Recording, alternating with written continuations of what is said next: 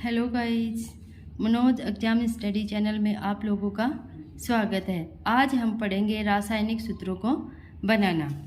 जो बच्चे अभी 8th क्लास से 9th क्लास में आए हैं उनको रासायनिक सूत्र बनाने पड़ेंगे, तो आज हमको उनको पढ़ेंगे। और जो बच्चे 10th में आ गए हैं, हो सकता है उन्होंने 9th क्लास में ना सीखे हों, तो अब सीख लीजिए। आप देखो, एक होते आयन कितने तरह के होते हैं? 2 तरह के। एक होता है धनायन और एक होता है ऋणायन। अब जो इलेक्ट्रॉन्स को देते हैं वो कौन से हो जाएंगे? धनायन। और जो इलेक्ट्रॉन्स को लेते हैं वो कौन से हो जाएंगे? ऋणायन। तो जब भी अपन रासायनिक सूत्र बनाएंगे, अपने लेफ्ट हैंड साइड की तरफ होगी धातु और राइट हैंड साइड होंगे अपनी मेटल। जैसे मैंने लिखा मैग्नीशियम क्लोराइड। अब क्लोराइड की वैलेंसी कितनी होती है? 1 और मैग्नीशियम की कितनी होती है? 2।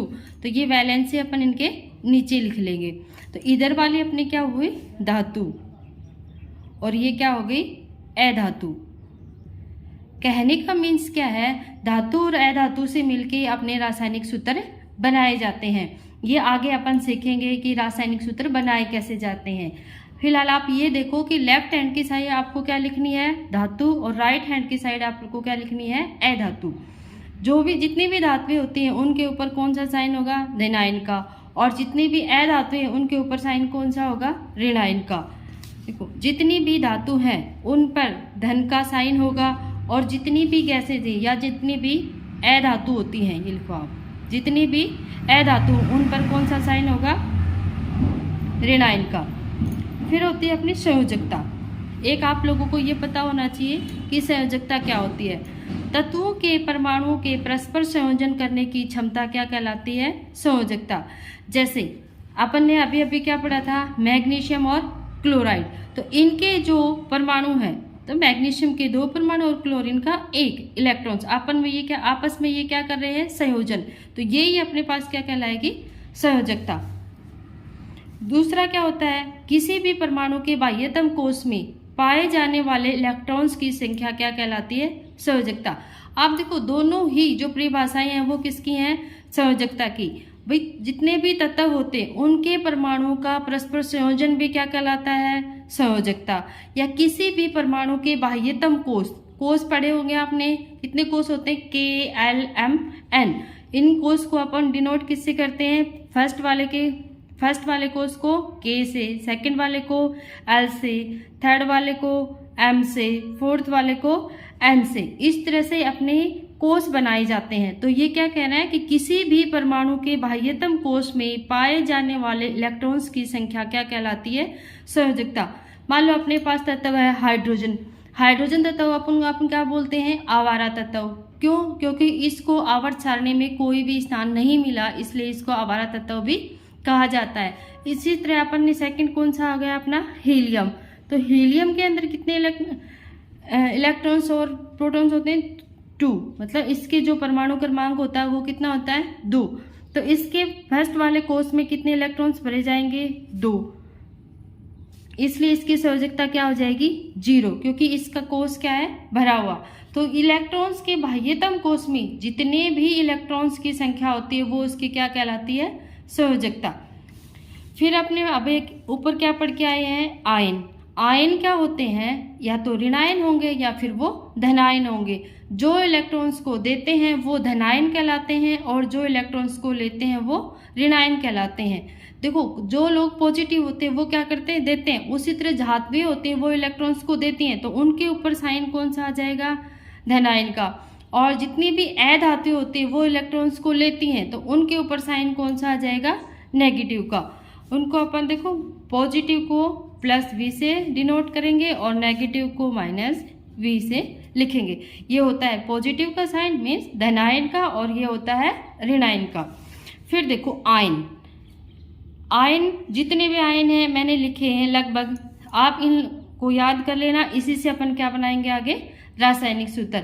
अगले जो वीडियो आएगा उसमें और जितने भी इंपॉर्टेंट आयन होते हैं जिनकी संयोजकता आप लोगों को याद करनी होगी, उनका मैं एक कल और वीडियो बनाऊंगी। आप देखो, हैलाइड। हैलाइड की संयोजकता कितनी होती है? 1। पहले आप लोगों को ये पता होना चाहिए कि हैलाइड समूह कौन सा होता है। रासायनिक यौगिक होते हैं जिनमें हैलोजन होते हैं। मतलब हैलाइड समूह में क्या होंगे, एक तरह के रासायनिक यौगिक होते हैं जिनमें हैलोजन होते हैं। और इन हैलोजन को आप याद कैसे कर सकते हो, मैंने एक ट्रिक बनाई है, हो सकता है आप लोगों को पसंद आएगी। देखो, दो भाई बहन होते हैं, वो क्या कहती है, फूल कली आई ब्रो, फूल कली ब्रो आई एसीटीन, फूल से फ्लोरीन, फ्लोरीन का सिंबल साइन क्या होता है, एफ। फिर कली से अपनी क्या बन जाएगी, क्लोरीन, क्लोरीन को अपन किससे डिनोट करते हैं, Cl से। ब्रो से क्या हो जाएगा, ब्रोमीन, ब्रोमीन को आप किससे लिखोगे, Br से। आई, आई मीन्स आयोडीन, आई। और लास्ट अपना क्या है, एसिटिनिन, जिसको अपन डिनोट करेंगे At से। ये वाला ग्रुप कौन सा है, अपना हैलोजन ग्रुप। इस हैलोजन ग्रुप की संयोजकता कितनी होती है, 1। फिर देखो, मैंने इम्पोर्टेंट जो आज अपन रासायनिक सूत्र बनाना सीखेंगे वो सारे यहाँ पे लिखे हैं, आप लोगों को इनकी संयोजकता याद करनी पड़ेगी। देखो, हैलाइड, इसकी संयोजकता कितनी, हैलाइड ग्रुप मैंने बता दिया कौन सा होता है, जिनमें हैलोजन पाए जाते हैं। और आप ये हैलोजन की ट्रिक मैंने आप लोगों को दे दिया, आप इससे याद कर लेना। और इन सब की वैलेंसी कितनी होगी, 1 होती है। वैलेंसी मतलब संयोजकता, इन सब की संयोजकता कितनी होगी, 1 होती है। फूल से क्या बनेगा, फ्लोरीन, कली से क्या बनेगा, क्लोरीन, ब्रो से क्या बन जाएगा, ब्रोमीन, आई से क्या होगा आपका आयोडीन, और एसिटीन से क्या बन जाएगा, At। 1-2 बार बोलोगे आप लोगों को याद हो जाएगी। देखो, फिर अपना क्या है, हाइड्रोक्साइड। हाइड्रोक्साइड का सूत्र क्या होता है, OH। OH के ऊपर मैंने ये नेगेटिव साइन लगा रखा है, इट मीन्स इसका क्या है, इसका मतलब क्या होता है कि इसकी संयोजकता कितनी है, 1। फिर मैंने क्या लिखा, पर मैग्नेट, MnO4, इसकी संयोजकता भी कितनी होती है, 1। एसीटेट, CH3COO-, इसकी संयोजकता भी कितनी है आपकी, 1।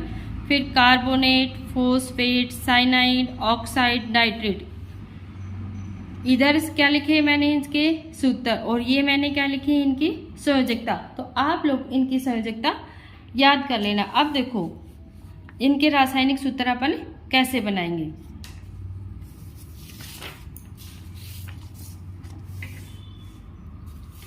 पहले अपने पास क्या है, सोडियम और क्लोराइड, NaCl। सोडियम को किसे लिखते हैं, Na से, और ये अपना क्या है, क्लोराइड, Na+, और क्लोरीन पे साइन कौन सा होता है, माइनस। मैंने अभी आप लोगों को क्या बताया था कि लेफ्ट हैंड की साइड अपन क्या लिखेंगे, धातु, और राइट हैंड की साइड कौन से लिखेंगे, अधातु। अब इनकी वैलेंसी लिख लेना आप, ये प्लस, इसका मतलब इसकी वैलेंसी कितनी है, 1। इस पे भी कितना चार्ज है, माइनस का 1। तो आपस में इनकी वैलेंसी क्या हो जाती हैं, एक्सचेंज हो जाती हैं। तो आप इसका क्या लिखोगे, दोनों की एक एक है तो लिखने की जरूरी नहीं, NaCl। ये फॉर्मूला क्या बन गया, NaCl। और NaCl को दूसरा और क्या कहते हैं, नमक। अब देखो मैंने क्या लिखा, कास्टिक सोडा। अब सोडियम की वैलेंसी आप लोगों को लर्न होगी ना, कितनी होती है, 1। और OH की कितनी होती है, नेगेटिव, मतलब 1। तो इनकी वैलेंसी, इनकी संयोजकता आपस में क्या हो जाएंगी, एक्सचेंज। मतलब सोडियम की जो वैलेंसी है वो किसके पास चली जाएगी, हाइड्रोक्साइड के पास। हाइड्रोक्साइड की जो संयोजकता है वो किसके पास चली जाएगी, सोडियम के पास। और इसका दूसरा नाम, रासायनिक नाम क्या होता है, कास्टिक सोडा। तो अपने पास ये क्या बन गया, NaOH। तीसरा देखो, मैग्नीशियम क्लोराइड, क्या लिखा है, मैग्नीशियम। मैग्नीशियम की संयोजकता कितनी होती है, 2। क्लोरीन की कितनी होती है, 1। अब इसकी संयोजकता क्लोरीन में जाएगी और क्लोरीन की संयोजकता किस में आएगी, मैग्नीशियम के। तो अपने पास इसका फॉर्मूला क्या बन जाएगा, MgCl2। क्योंकि देखो मैग्नीशियम की संयोजकता कितनी है, 2, क्लोरीन की कितनी है, 1। तो अपने पास जो फॉर्मूला बन गया है, जो रासायनिक सूत्र बन गया है, वो क्या बन गया है, मैग्नीशियम क्लोराइड। तो क्लोराइड की वैलेंसी, क्लोराइड ने किसकी वैलेंसी ले ली, मैग्नीशियम की। और क्लोरीन के पास किसकी चली गई, मैग्नीशियम के पास आ गई क्लोरीन की, और क्लोरीन के पास चली गई मैग्नीशियम की। थर्ड देखो अपना, सोडियम कार्बोनेट। सोडियम की वैलेंसी आप लोगों को अब तो याद हो ही गई होगी, कितनी होगी, 1। कार्बोनेट की कितनी होती है, 2, CO3 2। अब देखो इसकी 1 और इसकी 2। अब सोडियम किसकी वैलेंसी ले लेगा, कार्बोनेट की, और कार्बोनेट के पास किसकी चली जाएगी, सोडियम की। तो अपने पास फॉर्मूला क्या बनेगा, CO3 2। अब इसकी वैलेंसी कितनी थी 2, तो अपन सोडियम के पास क्या लगा देंगे 2, Na2CO3। ये आपके पास क्या बन गया सोडियम कार्बोनेट, सोडियम कार्बोनेट।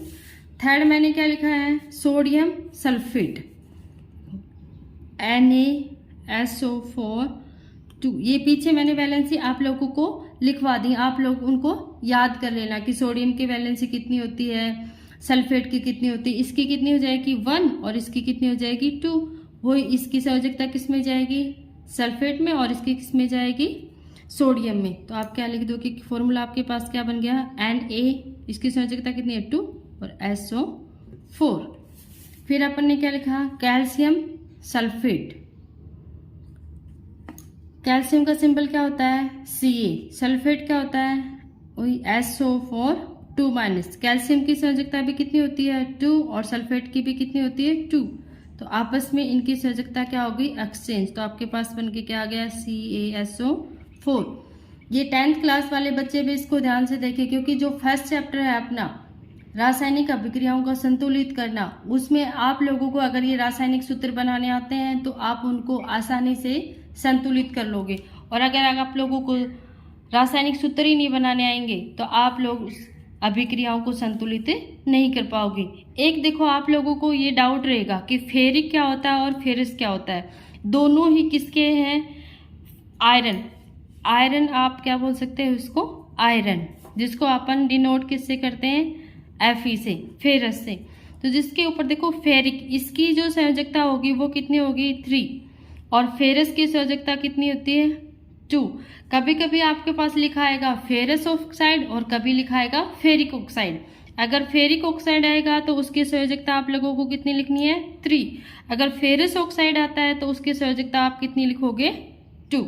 ये आप लोगों को ध्यान रखना है कि फेरिक और फेरस में क्या अंतर होता है। फेरस की संयोजकता होती है 2 और फेरिक की संयोजकता होती है 3।